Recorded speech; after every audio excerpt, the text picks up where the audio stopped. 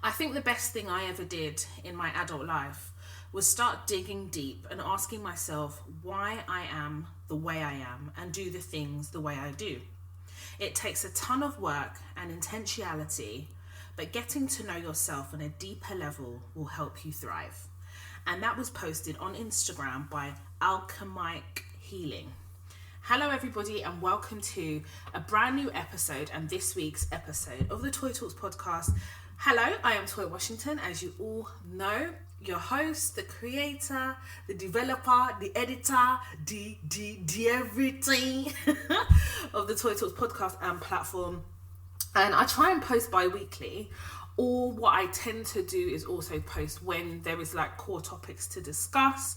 As you may already know, there is like a catalogue of episodes on Spotify, on Apple Podcasts and any podcast streaming system, and therefore I feel like there's a lot to kind of get on with in terms of listening or re-listening to episodes. Oh, that's my phone, switching that off.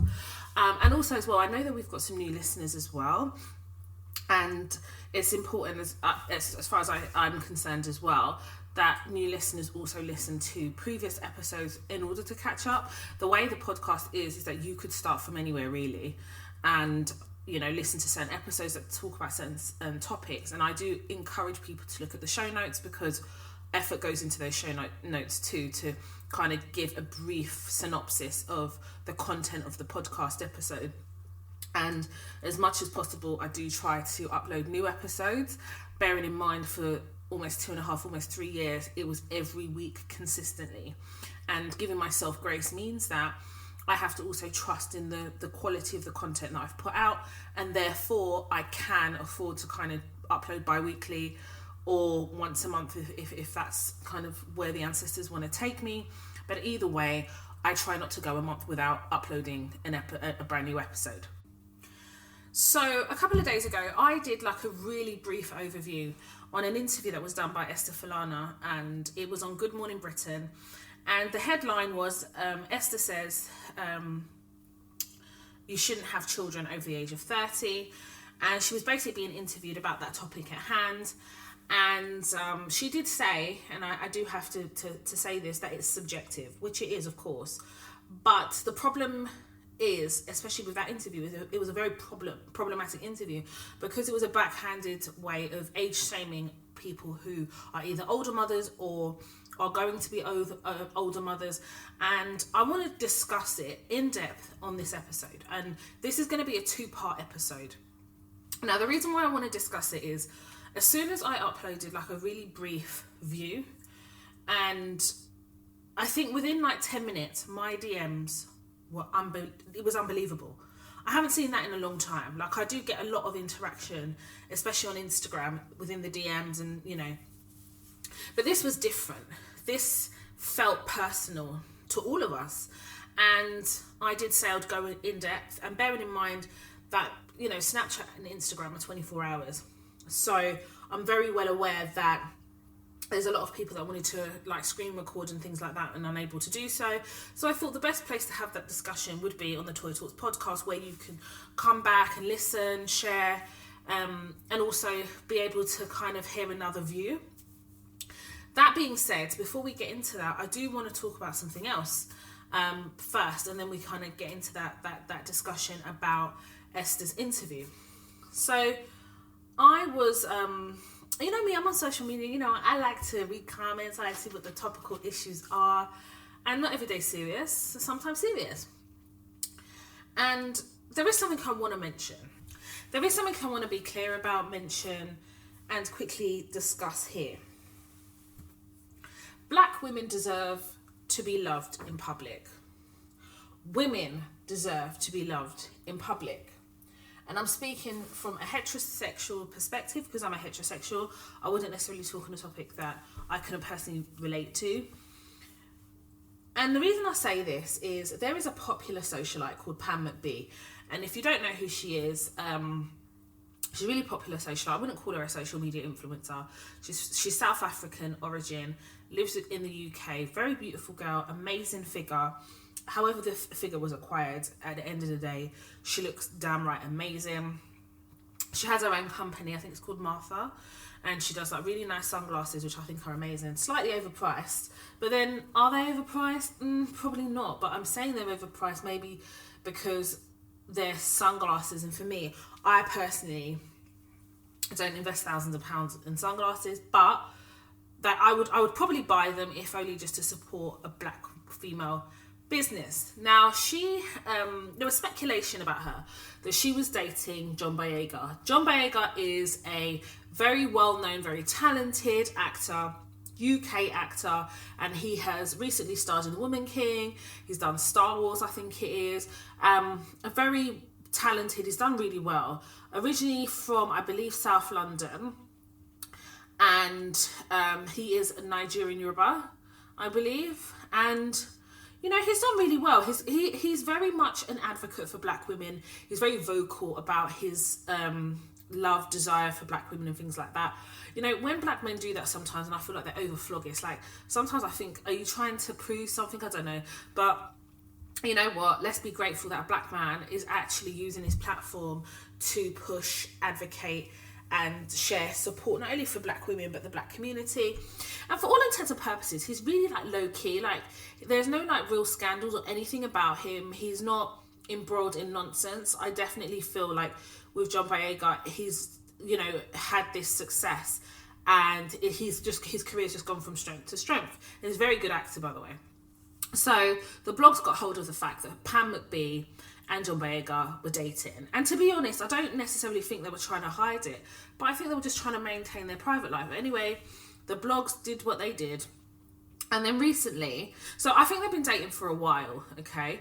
So recently, Pam McBee took to Instagram and posted a couple of things basically saying that she was with him for a while, and, you know, he would acknowledge the fact that she was bullied on social media, she's been slut shamed, she's, you know, been dragged, and that's one thing I'll say about Pam McBee. She has been dragged a lot, and you know, whatever the reason is or whatever the backstory is for the dragging, the reality is she's still a black woman with feelings. Like, and I feel like society, people, blogs, individuals are just so quick to label people certain things, full stop, but label certain people things because of the way they look, or how they live their life, or because they can't make sense of how people make their money.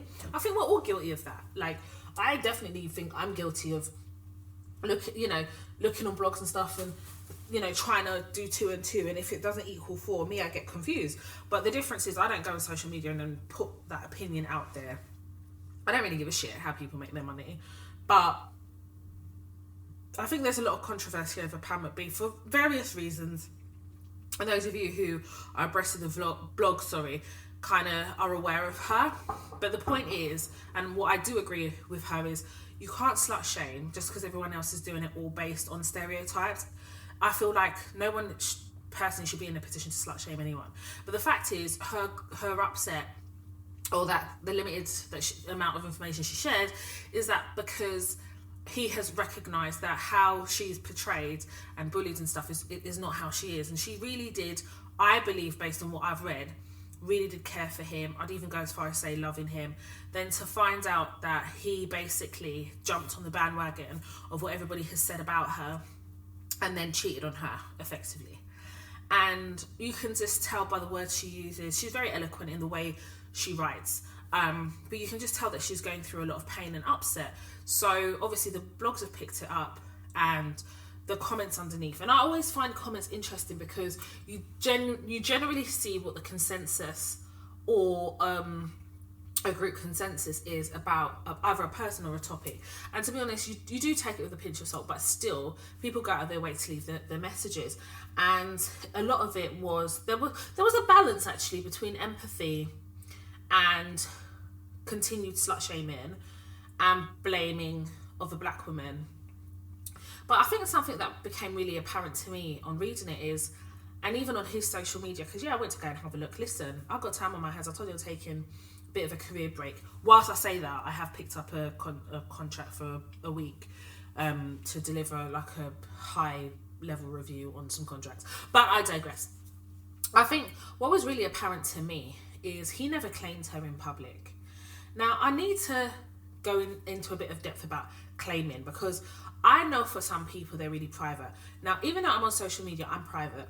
However, I think that there is a balance when it comes to privacy between knowing what you can share and knowing what to keep to yourself, whilst still giving people a balanced view about who you are, or at least what you're about. John Boyega is very private. However, when you're dating someone like Pam McBee, who is, well known, especially within the community or whatever the industry is, the reality is you've chosen that. Do you understand? She knows as well that he's very famous, he's well known. But there's something about claiming a partner. And, she shared that she sacrificed a month of her life to support him with his career, cooked, clean, and all the rest of it. But then there's part of me just thinks, Pam, there were red flags and you ignored some of those red flags. Now, I just want to say, when I say you ignored some of those red flags, I think before something happens, there are red flags. And depending on where we are in our emotions will depend on how clearly we see those red flags, okay?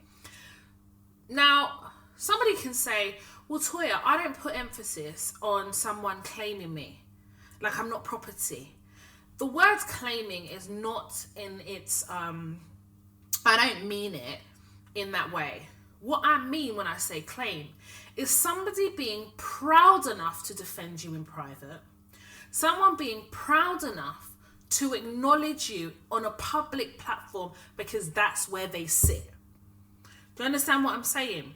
If he was so shocked, upset, and thoroughly empathetic about how you are dragged on social media, he should have shared that on social media.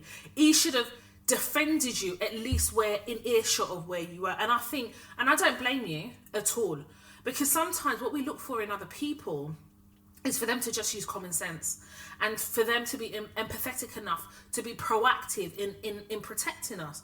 And I personally, as a heterosexual woman, my view is that a man's role is also to protect. Do you understand? And I'm not saying a woman doesn't protect. She protects differently. But I think what he showed her and what he was were two different things, clearly. And I feel so bad for her because I know that she thought that he was different. And we all have been in that situation before.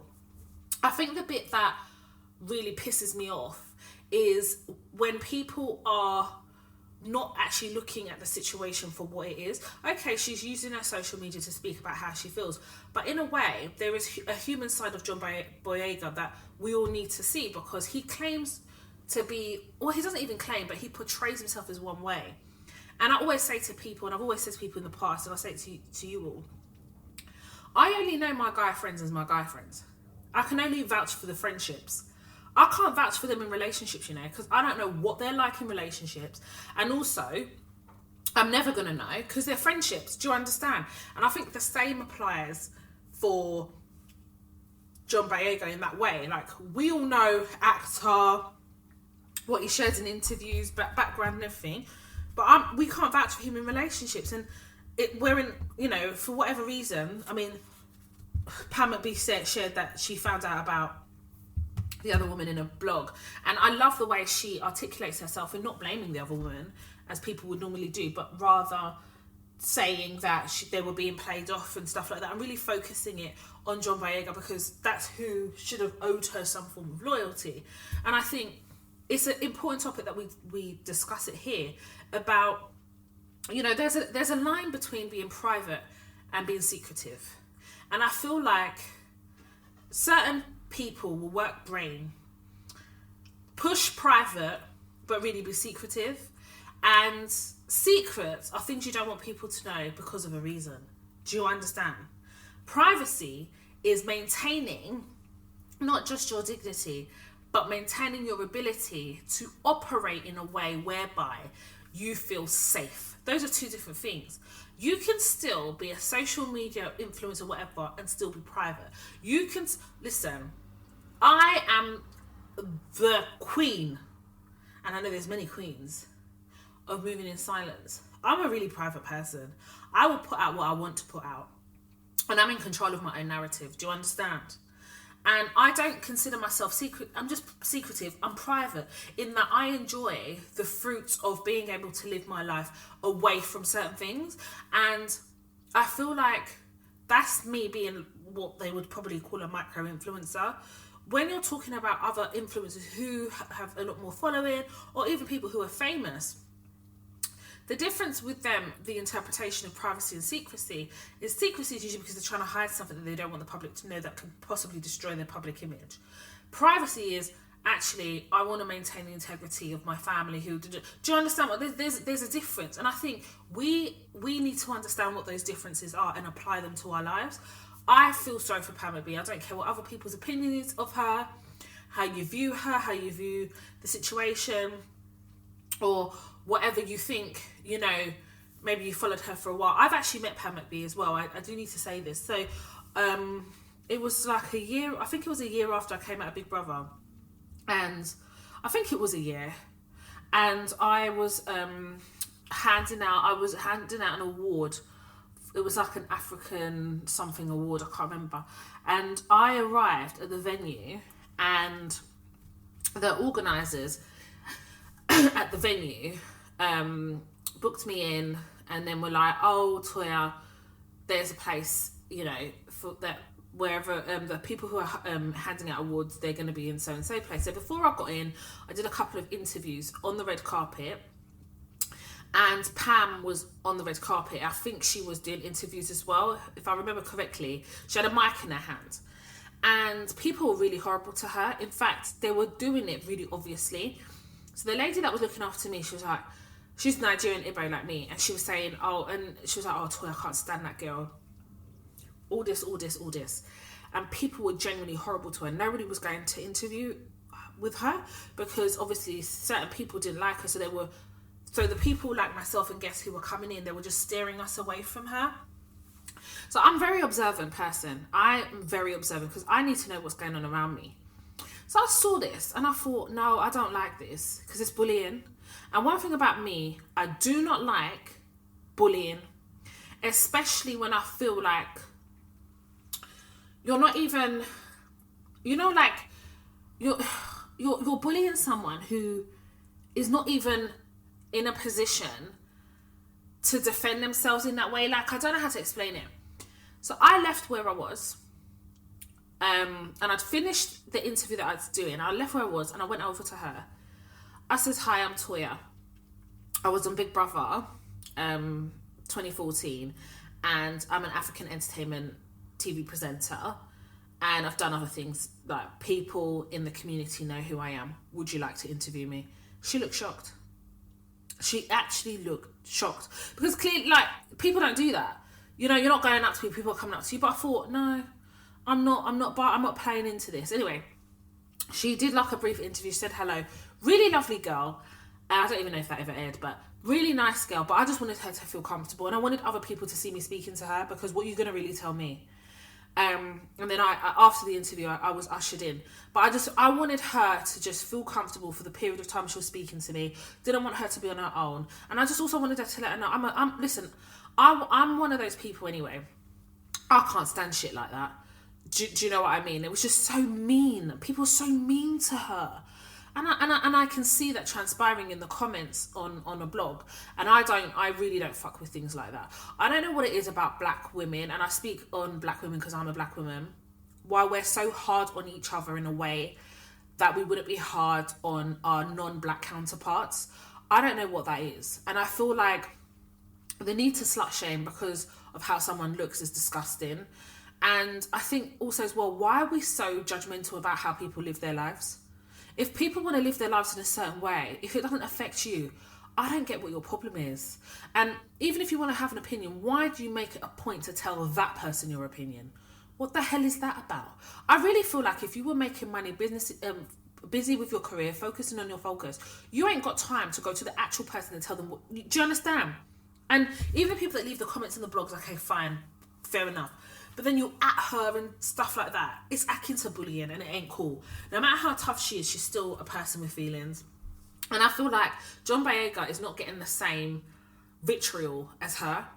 And it's this thing that as black women that we do, whereby with black men, because they're doing really, this particular black man is doing well, so we have to protect his quote unquote image at the detriment of someone else's, but he doesn't give a shit about how she feels or what. Do you understand? There's three sides to every story: his side, her side, and the truth.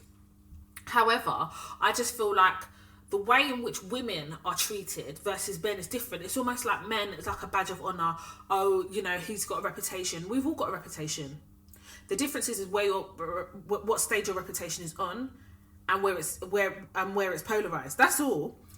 But I guess the moral of the story is a man, a woman, whoever it is you're in a relationship with, should have a responsibility to claim you. If you are in a serious relationship and this person takes you seriously, the person respects you, the person empathizes with you, there should, especially if someone or something is saying things behind your back, I think there's a responsibility to step forward. And I feel like it's too easy for people who are embarking on relationships to not step forward for whatever reason. However, I think it needs to be a prerequisite when you're in dating or exclusive or whatever the case is. Claiming someone is saying, I am proud of this person, I'm dating, in a relationship, whatever. Someone say, oh, you have nothing to prove. Well, you do. To the person that you're with, that you're serious. Especially if behind closed doors you've been shown the level of seriousness. Outside, open a door, open a window, and show people the same level of seriousness too. So people know how to take me, treat me, or at least understand where I sit in your life. Full stop, exclamation mark. Thank you. So, moving on. As I previously said, Esther did an interview with Good Morning Britain. Headline is, Esther says that she wouldn't have children over the age of 35. Now, I'm going to be honest with you. When I listened to the interview, I listened to it a few times. And I think something that interview lacked was depth. And as a brief synopsis of kind of what I said on my social media Instagram, I'm going to reiterate a couple of things. I really, I understand why Esther has said what she said. For those of you who watch Backchat back in the day, I say back in the day, but there was a point where Backchat was really dominating YouTube, and quite rightly so. It was, I mean, even if it didn't require you to kind of use your brain, it was good. It was good to watch, especially because it was created by black people, and it was nice to see something different. Nunu and Esther never really got on. And Nunu made a comment to Esther, what was you doing at the age of 21? And that kind of snowballed and spiraled into, I believe, what it is now, where Esther continues to push this narrative about having to, I feel, prove that she made either the right decision, or because she made the decision she made, she not only does she not regret it, however, now she sees it as being a younger mother was beneficial for her because she got to grow with her child, do TikToks with her child, or whatever the hell she said in the interview. Go on YouTube and have a watch of that interview. That interview was mind-numbing because there was no depth to it. I never judge anybody for the choices they make, and specifically on the topic of motherhood, I don't. Because I want to open up and set the scene and have an opening statement that not every woman wants to be a mother. And I think that's important to say, because your womanhood is not defined on your ability to have a child. That's the truth. Yeah, your womanhood, your identity is not based on a decision to have a child or not. And I say this with my chest because I have been told before in the past, when you're a mother, you'll understand. No, my understanding is not going to change when I'm a mother about a certain topic. Okay?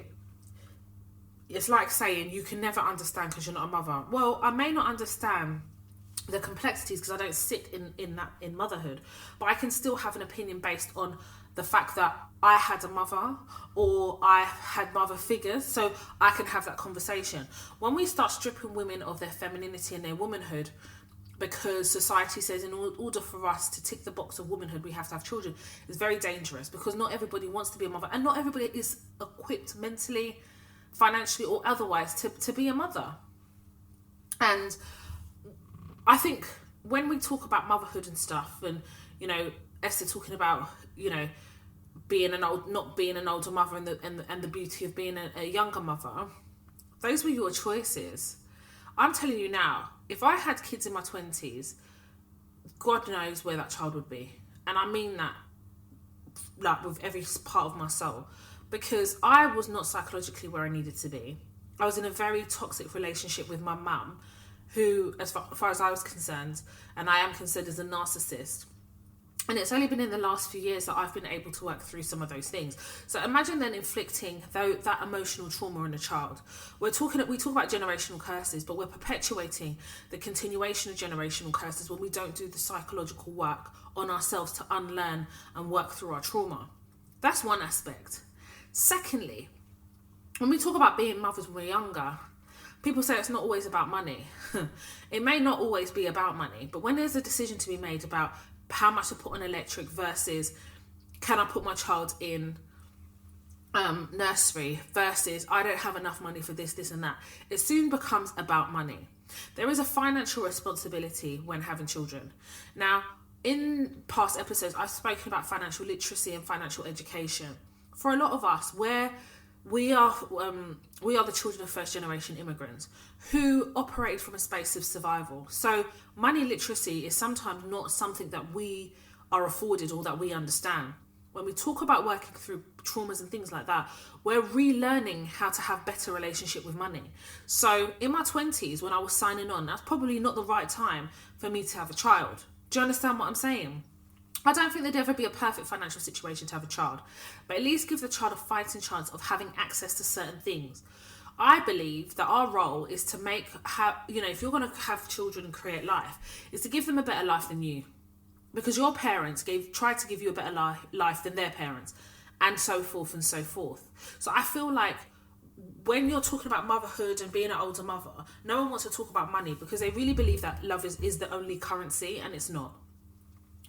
Also as well, I think what's really important to talk about is, we're living in a society that hasn't cultivated or creates an opportunity or allows women to be mothers. You're increasing the age of retirement, which means you're forcing people to work for years longer. And also as well, as black women, we understand the nuance of being black women at work. What more showing vulnerability at work by introducing, motherhood to work? It has a different nuance. I've worked with people before who have not been given promotions and been in really awkward and awful situations because their mothers and how they're deemed as unreliable because their mothers are shamed, and from a career perspective, I've watched friends who had children younger and therefore have had to compromise their careers to be the best mothers they could be with limited resources. On the flip side, women are concentrating more on their careers, which means they are leaving motherhood till later, if that's a choice they even want to pursue. But when we talk about finances, we have to talk about career as well.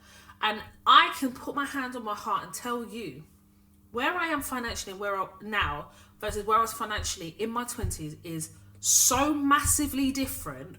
It is unrecognisable because I had to do the financial literacy work and education work to even be able to be in a position now where I earn six figures, but also understand and respect money, the power of it, understand the value of it, and understand how to spend and use it, investments and things like that. And to be even in a position to have those considerations has meant I've had to focus on my career to get to this point. So for me, if I want to do better than what my parents did, it's also about, for me, financially being in a situation where I feel comfortable enough to introduce a child in and not feel as though I'm having to sacrifice finances in order to do that. We as black women will have to make sacrifices anyway, more so than men. And I'm speaking from a heterosexual perspective here, because it happens to our bodies, yeah? Also because paternity, the time, it affects women more. And I think when I was listening to Esther's interview, I'm not trying to be, I wouldn't be trying to be my child's friend. I don't need to do TikToks with my child. You understand? To fully understand my child. I may not have grown in a social media era, but I'm living in one. So how I view things now and social media is different. To then purport, oh, you know, about tiredness and you're more tired when you're older.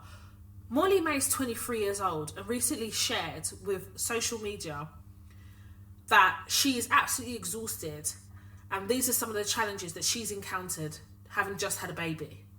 So what are we really talking about here? Are we really defining tiredness based on age and saying that if you're in your 20s you're not going to be as tired? Because Molly May's 23 and she's older than Esther, who I think Esther's like 30, 31.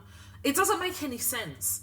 And this is why I'm so pissed off about that interview, because it's a backhanded way of shaming women who are older, thinking about motherhood, or who have already chosen to be older mothers. And it's not a healthy way to have a discussion. You can't say, oh, it's subjective, but by the way, this is my opinion. We all know it's subjective, but your opinion is dangerous because your opinion is not laced with, it's not layered, and it's not informative enough to give a balanced view. You have to push that it's better to have children younger, because that's what you did. Now, let's talk about family. For me personally, I know and have friends who have brought up their children in a single parent household. I've spoken to a lot of them, and a lot of them have said to me that if they had the choice, they wouldn't have done that. They would have preferred to raise the children in a household with two parents. In my 20s, if I had a child, my child would not be brought up in a two-parent household. Because the complexities of whatever I was going through, I couldn't even hold a relationship with myself, talk less of another person. Then talk less of bringing a child and developing a relationship with that child, and then having a well-adjusted child in society. That's just not what will happen. I think one has to have a balanced view about what you have to compromise in your 20s if you decide to have a child. And whilst there's some people who even get married in their 20s and things like that, the reality of the situation is everybody has free will to make choices. If your choice worked for you, fair enough, but please provide context of all those choices you made and the situation you were actually in. That's number one. Number two, I'm a 38-year-old woman, and I got married when I was 36, and I have no regrets. I have no regrets because I've done the work. I'm giving my marriage a real realistic chance of actually working, because I spent time and invested finances, invested energy and time into working through some of my trauma to be able to at least function as a person before then entering a relationship that has led to marriage. To be able to do that, it's required maturity, and that's taken time. And with time, I have aged. I have aged in terms of being older. So the things I see now, I wasn't equipped in my 20s. And I think your 20s are for living your life, just living. And I think we don't talk about what living is. Living is being able to live without responsibility. Being able to live in your 20s is also about giving yourself permission to just be in your 20s. Not being in a rush to grow up. Not being in a rush to do or to catch up. Being able to figure out who you are as a person. And more importantly, dancing to the beat of your own drum. That's for me. I look back in my 20s very positively. I lived a very full life in my 20s. Had many experiences, solo holidays, solo trips. For some of you who don't know, I was an entertainment TV presenter. I travelled to so many countries. I have done so much in my 20s. So now I look back quite fondly, rather than feel like, oh, I wish. I don't feel like that. So settling down for me was a natural progression, because I've got a lot of things out of my system. People choose to approach their life differently, and I respect that. But what I don't respect is someone trying to shame me, because I have received a lot of people shaming me. A lot of people, and it's mostly been black women, I'm not going to lie. Shaming me for not being married. Shaming me for not having children. shaming me for not being in a relationship. And I've often had to really dig deep and feel like I'm good enough and the decisions I made sense for me. It's been really difficult, especially when it comes to people who look like you telling you these things. I remember in my 20s, there was a particular person that said to me, no one's going to marry you, you're left on the shelf. The way they make it sound like your eggs are all cracked and battered, and it's really upsetting, because if another black woman is thinking that, you start to think if it's valid or it holds weight. I remember a woman said to me one time, you're nearing your expiry, and once you near your expiry, you're not like fine wine, you're not going to grow. She said something about not growing, something about not aging well like wine or something. And I literally felt like my expiry date was coming, and that will be it. I'll be left on the shelf. That's how I felt. But I couldn't do anything about it, because the way I looked at it is, do I compromise certain things within myself or what I expect just to be in a relationship? Do I do that? Or do I just continue working on myself and just making sure that I'm the best person that I can be for me? And if it happens, it happens. If it don't, it don't. And I remember, because of the pressure and the questions about whether, like, I was told that people I went to primary school with, they either had a reunion or whatever, they would talk about people and they were saying, oh, Toy might not even be able to have children, that's probably why she hasn't had any. They had no context of if that was true or not. It's just that they'd gone on my Facebook and seen that I didn't have children, or they couldn't see any children, so the assumption is, oh, she probably can't have them. Something I'd shared on social media, and I really want to share this here. When I was so I'm 38 now, so I think I was about 36 or 37, I must have been about 36. I made the decision that I wanted to know about my ovarian health. I had a good conversation with one of my friends, and she recommended the clinic that I attend. And she says, this clinic do a plethora of things, but for what I think you're going to be interested in is almost like a vaginal MOT, yeah? So I contacted them and I said, listen, I need to check my ovarian health, which includes my egg reserves, fallopian tubes. I want to check my fibroids, my cervix. Can I access this? And they said, yeah. They charged me between £200 and £250. And that was probably the best £200 to £250 well spent. That was the best money I'd spent on my health ever. And it was obviously private, hence why I paid. But let me explain to you why it was. Because it gave me an opportunity to really see what was going on with me, in terms of, everyone's telling me my eggs are wrecked to pieces. My eggs are shattered, snap, crackle and pop. So I needed to medically confirm if this was the truth. And then it would allow me to then think about, like, where I stand in terms of children and things like that. Bearing in mind, I was already engaged to Kay, married and stuff like that. So I wish I had done this in my 20s. So I'm saying this to every woman that is listening to this podcast episode: check your ovarian health, because what it's going to do is it's going to give you the reality of where you are and where you sit.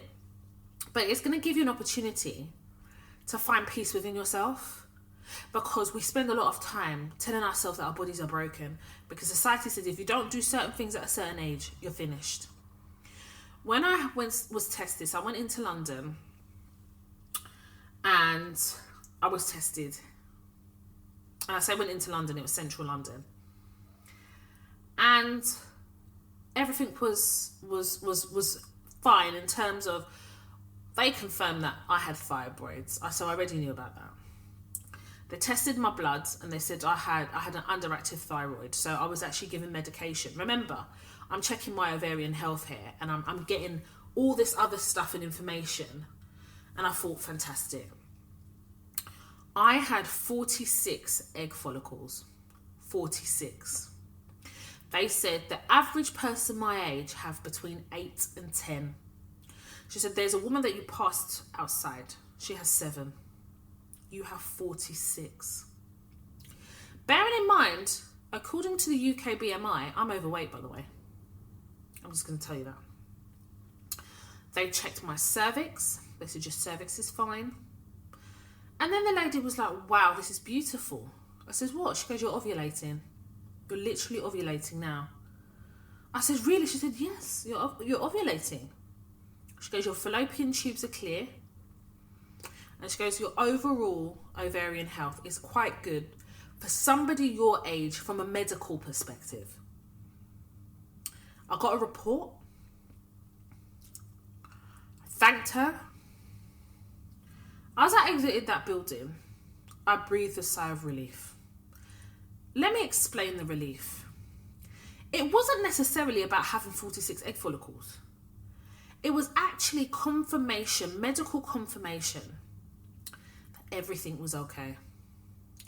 I have a few more years before I need to think about if I want to have kids. And when I say I have a few more years, because I didn't want to rush into anything. I've got a couple more years to live how I want to live before I need to now start asking myself some serious questions. So women, this is why I'm sharing this. Give yourself some years before you have to start thinking or considering certain things and go and get a medical done. It is so important as Black women that we take control of our lives. And part of taking control of our lives is taking control of our health and taking control of our psyche and taking control of who we are, rather than giving that control to people who do not give a shit about you, or people who don't care about your mental health enough to know how to have certain conversations with you, or to take care of yourself enough that people can't have certain conversations with you because it's not their place and you're able to tell them it's not their place. That £200 to £250 gave me the reassurance I need and gave me the opportunity to give myself permission to continue how I was going. So when Esther's doing this interview, this is what I said, there's no depth. You've got to provide context to what you're talking about. Look at all these topics I've covered in this episode. Finances, psychology, health. These are the things I'm expecting if you're going to have an interview that you touch on briefly. Not the fact that if you're over 35 then you're going to be fucking knackered. Well, yeah, you are going to be knackered if you have, children and stuff, but no more knackered than a 20-year-old who's had a child. Now, I'm not going to remove the fact that in your 30s, you're getting older. You may not have the same energy to go raving like you did when you were 21, but that's normal. Let's stop making things seem abnormal. That's normal. But the reality is, from what I'm hearing, motherhood, no matter the age, is time-consuming, exhausting, and is an investment.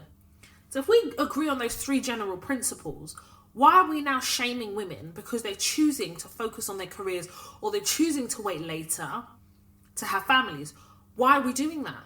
I'm telling you right now, I'm able to give a child a lot more in terms of investment of time, maturity. I've lived life enough to be able to teach that child and inform that child a lot better than I would in my 20s when I hadn't even understood life, let alone lived it. Whatever choices women make about their wanting to have children or how they have children, that is up to them.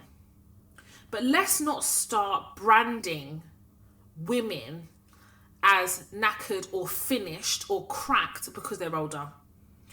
In your late 30s, yes, at any age you'd have to, having a family is a sacrifice.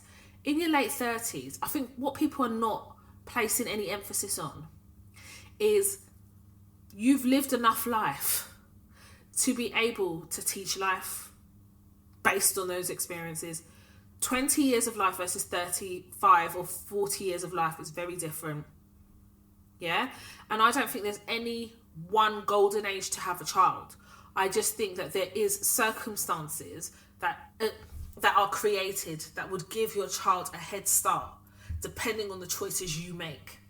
And for me, I always view motherhood as quite selfless. So I wouldn't personally, for me, want to be selfish in not being able to give my child the best.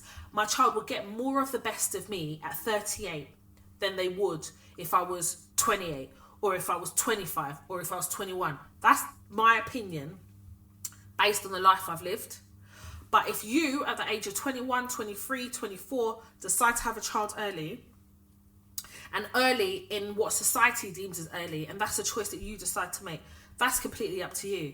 But what I don't expect you to do is then take up the mic and tell me that because I'm 38, I've left it too long and I'm going to be too tired when you're yawning. That's bullshit.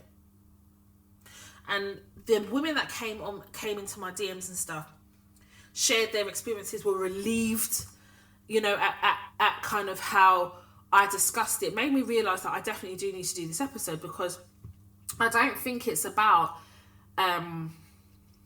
shaming anyone. I think it's about having the conversation, but also explaining the reasons why women are making certain choices.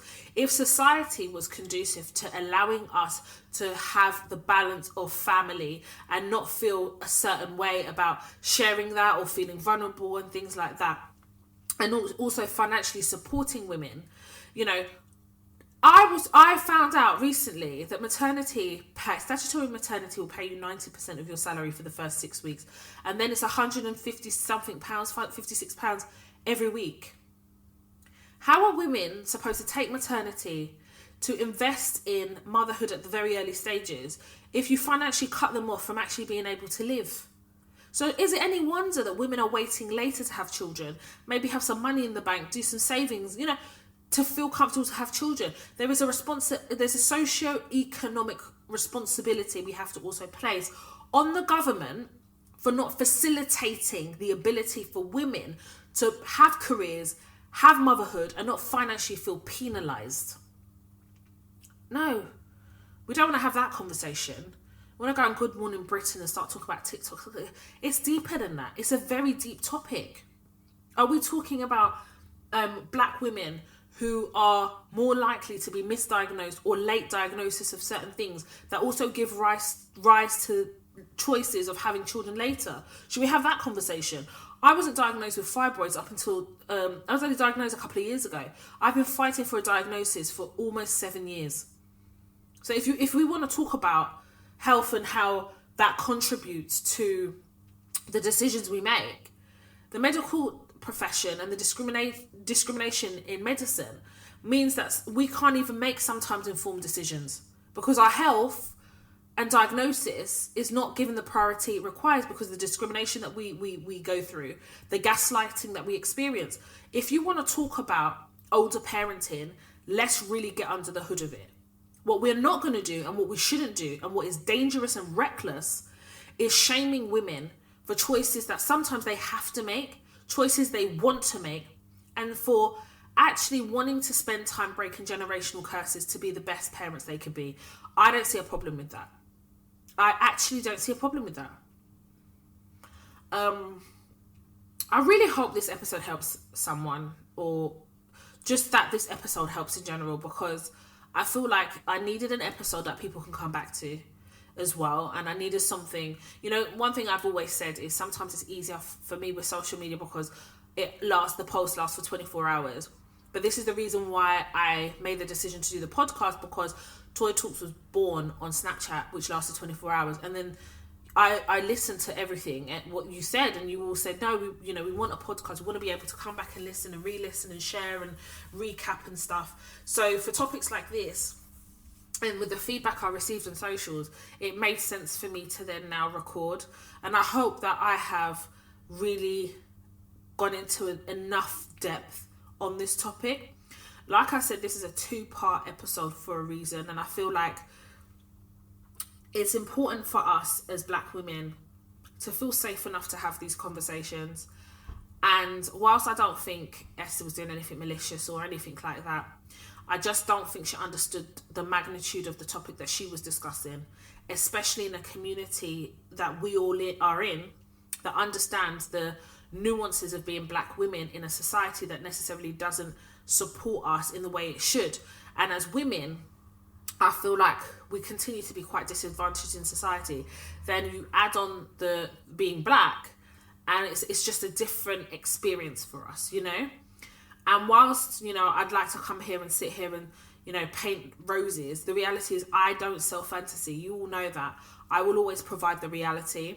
Being a 38-year-old woman, I'm talking from my perspective. I had very many chances to have children if I wanted to in my 20s, if I wanted to settle down or just be in a relationship. I chose to be married, for example. Now, not everybody believes in marriage, and that's fine. But for me, I always wanted to bring children into the world in a healthy relationship. And that meant that I had to get healthy too. So a lot of work has gone into being able to even sit here in front of you guys and talk about certain topics. I've had to do the work. And sometimes the work is going to take a couple of years. It's not going to take a month. I mean, should we talk about how we get access to counselling through the NHS? Then waiting lists are like housing waiting lists. It's a lot. So we have to spend more time on our careers to make the money to be able to afford these things and still enjoy our life, you know?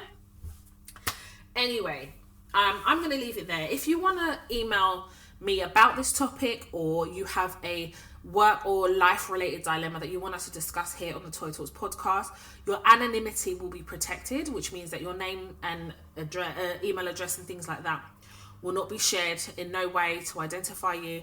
It will all be anonymous, and I will do my best to address your dilemma on the podcast. The email address is hello@toytalks.com. For those of you who follow or want to follow on social media, my Instagram page, my personal Instagram page is Toya_Washington. The Toya Talks podcast Instagram page is Toya_Talks. I am also on TikTok. My handle is Toya Washington, which is all one word. I'm also on Twitter. My handle is Toya_W. And of course, Snapchat, which is the original birthplace of Toya Talks. And my handle is Toya Washington, all one word. The only rule on Snapchat is you do not screen record me. I do not want to be in your camera roll. And those people that continue to screenshot my face on Snapchat, I'm now atting them because I just don't do that. I just don't know why people feel the need to screen record your face on Snapchat. So that's my only rule for Snapchat. I am very present on my personal Instagram page and on TikTok as well. I release content on there periodically. If you're interested in any of the masterclasses that we have that accompany the podcast, my website is toyatalks.com, and then you will see the tab that says masterclasses, and we have a catalogue of masterclasses and a couple more that will be joining the catalogue very shortly. I just want to thank each and every one of you for listening thus far, for all the support, all the love. If you really resonate with this episode, send me a DM at me on any social media platform, repost, share with your friends. It's really important that we have this discussion. So I'm really going to encourage you all to share this episode with your friends, with family, whoever you feel that could benefit from this episode, because the social pressures in life are much. Talk less of talk about relationships and things like that. Sometimes it's also difficult to have these conversations. It might be easier just to forward on the episode. So feel free to do that. And if you want to introduce the podcast to anyone who you think would benefit, please do that as well, because honestly, you guys are amazing. You guys are honestly a blessing in just sharing and spreading the word about the Toy Talks podcast and platform that has helped so many women. I'm going to leave it there. I hope you have a great weekend, a great week. Remember, when it comes to work, be strategic. Listen to the things that I've taught on the podcast. Put yourself first. Leave the emotions in the house. Make sure you have an audit trail. Burn folder, feedback folder, strategy. My name is Toya Washington, and you have been listening to the Toy Talks podcast.